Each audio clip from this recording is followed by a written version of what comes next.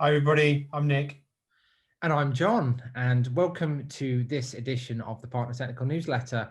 We'll be going through each of the articles in turn, as we always do, and I'm going to start out by talking just a little bit about the Gartner Magic Quadrant for network firewalls, really just to let you know how we fared in the recent Magic Quadrant.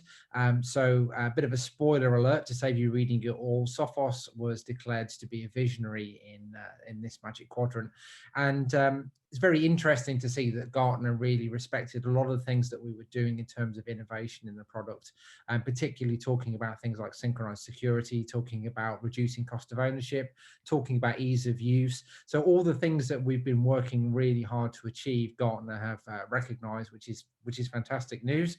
I won't spoil the article in its entirety for you, but I have put my own commentary in there about maybe why we're deemed to be a visionary, and a lot of that is to do with the consolidation of what was traditionally two Magic Quadrants. So the UTM and the enterprise firewall have basically been mashed together to produce the network firewall, and I think that's had a bit of a slightly negative impact on our results. But it's still great to be declared a visionary. We're one of just two visionaries in that quadrant, so it's a real testament to the efforts of our product management team. So we're very pleased with those results. Take a look at the article to find out a little bit more about how to phrase and how to discuss the Magic Quadrant with your partners and customers, and use it really to our best advantage. Yeah, absolutely. Thank you, John. And moving on to the article I've published this month in the newsletter, is essentially relating to a latest release of Apple Mac OS version 11, or more widely referred to in industry by users as Big Sur. So Big Sur has been kind of in pre-release stage for quite a few months this year, and it was finally around about the middle of November officially released by Apple. So unfortunately, we've been caught on the hop this time around, in so much as we don't have a GA version of our Intercept X for Mac product available. The good news is, however, that we do have an early access program that's now open and available to customers and partners to join. We wouldn't necessarily recommend that you use a pre-release version of a piece of software on production systems. It's really there for testing purposes. However, we do recognize that there might be some customers out there who are buying new hardware from Apple, shiny new devices that come pre-shipped with the Big Sur operating system on them. And so at least for those customers, there is an opportunity to use the pre-release code, so version 10.02 of the Intercept X for Mac platform. So if you have a look at my article, it covers instructions on how customers can essentially join the early access program first of all, and then actually add devices within their Sophos Central platform to the early access program, so they get an early access version of that endpoint software which I referred to. One thing also to note that we don't normally do at Sophos, but we've made an exception this time around, is around MSP accounts. So customers using Sophos Central for MSP purposes wouldn't normally have the opportunity to enroll and get involved in early access programs. That has changed here for the same reason, I guess, that termed customers who are using our Intercept X product, monthly billing customers might also be using devices that also need that Big Sur protection. So we've opened that up to include MSP customers as well this time around. Also in the article, we do talk about the new M1 chipset architecture, the ARM based architecture that Apple have started using in some of their latest hardware this year. So we don't have any ARM native support built into our endpoint agent. However, there is some information on the early access program community about how you can install some backwards compatibility software. So a piece of software called Rosetta 2 that will essentially give that ability to protect devices with that chipset. And then finally in the article, there is some information on how you can automate or certainly make the protection process less requiring of the end user in terms of interaction, so less prompts. So there's some information about how to use MDM platforms such as Sophos Mobile or Jamf to essentially trust some of the components used as part of the endpoint protection process. So have a look at that. There will be, I would imagine, once we get to a point where we have the GA release of 10.02, in the new year, there will be some more details around that, and we'll do some further testing. So keep a lookout, I guess, for that information. Cool. Thanks, Nick. I want to signpost as well a topical article, which this time around has been written by Paul Ducklin. So most of you hopefully will know of Paul from his great work over at Naked Security. And we've borrowed his expertise to include an article which will be very topical at this time of year, really talking about Internet of Things and gadgets. So we're really looking at a plethora of doorbells, in this case Wi-Fi enabled doorbells, and taking some research from the Which magazine, just looking at the functionality of these devices, and more importantly where there might be some security gaps. So something to be thinking about if you're doing any last minute shopping is, not just necessarily look at the functions and the price tag, but also consider what vendors have done in terms of security, and make sure you're not introducing some sort of security weak spot to your home network. Or, a lot of people do use these in office environments as well. So any of these kind of internet enabled things, just some consideration there really for what those devices are doing, and what vulnerabilities they might be opening up. So definitely a little bit of food for thought at this festive time of year.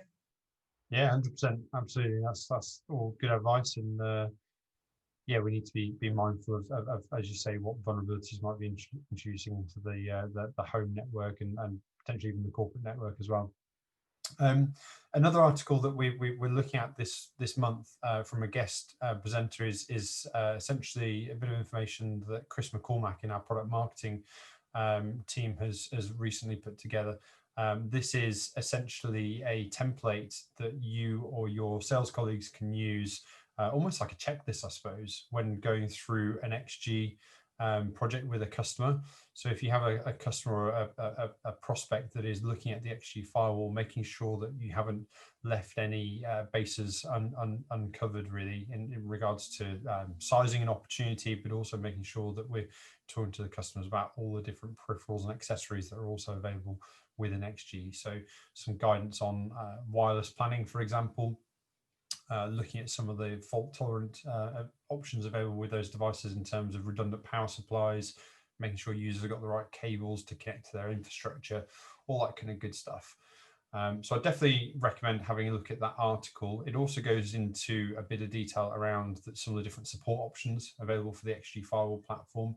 And I think one thing that we're really trying to crack down on and be a bit more enforceful of going forward is policing the use of professional services to deliver work around the XG firewall. In the past, we've had customers who have bought the XG firewall but haven't necessarily wanted to buy the help from partners like yourselves to help install the XG firewall, and that kind of goes against the grain a little bit, really, in so much as it probably creates a lot of pain down the line for both partners and Sophos in terms of support calls that may well result off the back of customers trying to install it themselves.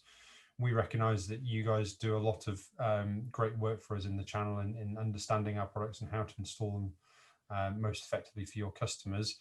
And without wanting to be too crass about it, let's be honest, it's a very margin-rich environment for partners being able to sell professional services to wrap around the delivery of products like XG Firewall. If there's an opportunity for partners to maximize on that opportunity and make some money and make sure customers are well protected and using the technology in the right way in the first place, then that's kind of a win-win, really, in my view. So, yeah, have a look at the checklist. I think it's a really good thing just to have as a desk aid, really, to make sure that we're not missing any components of an XG sale, and hopefully this will add some value to you and your colleagues in sales who are selling XG. Yeah, absolutely. Thank you, Nick. Yeah. So a couple of other things just to mention before we round out this session. First of all, obviously, as we come into the Christmas break, it can sometimes be a little bit more quiet at this time of year. And it's a great opportunity to digest some of the wonderful content that we've been creating here at Sophos, if you do find a little bit of spare time in your calendars.